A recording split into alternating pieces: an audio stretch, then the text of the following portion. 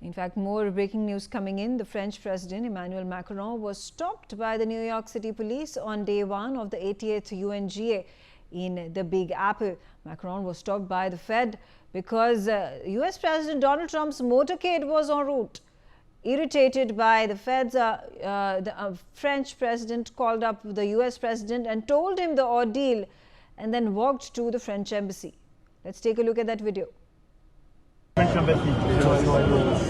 sorry, I'm the president. I'm really sorry. It's just that everything's in frozen right now. There's a motorcade coming right now. I'm sorry. If you don't see it, let me cross. How are you? Guess what? I'm waiting in the street because everything is frozen for you.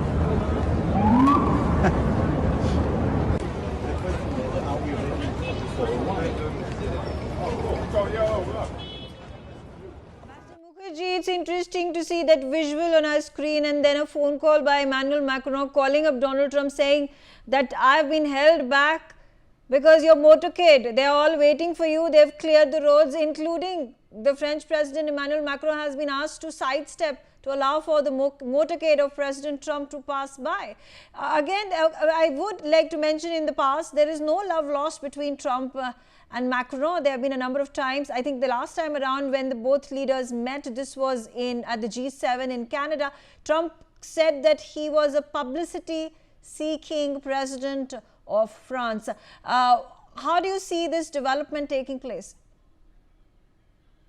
I would just call it very poor management by the New York traffic police, because usually, and I've served 3 years in New York myself, the heads of state who come for the UNGA debate, they are given specific time slots in which to reach the UNGA so that no motorcade is held up, particularly if the US president, who naturally has priority, being the US president, he is on his way to the UN.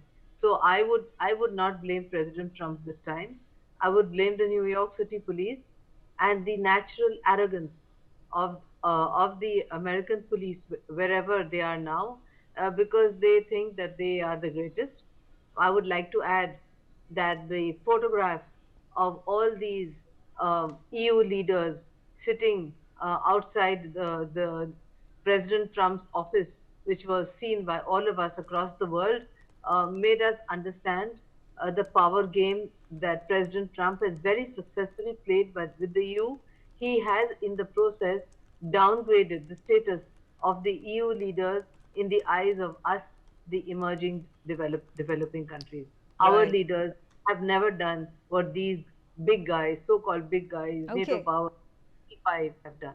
No, it's clearly evoked a lot of responses, of course a little amusing as well. And I think Emmanuel Macron has taken it on in his stride, because he is making that phone call. He is ensured that phone call, that conversation is recorded, and then that conversation has been put out on social media, and it's obviously gaining a lot of traction. All right.